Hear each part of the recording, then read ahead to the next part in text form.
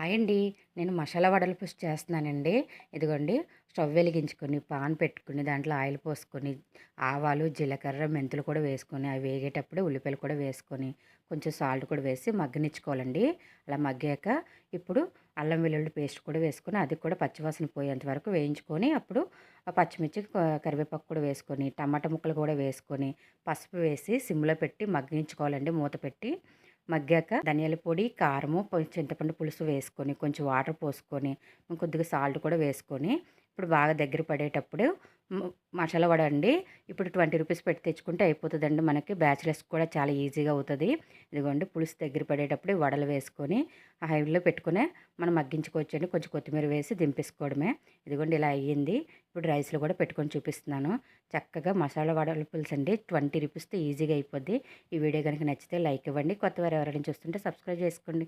Bye అండి.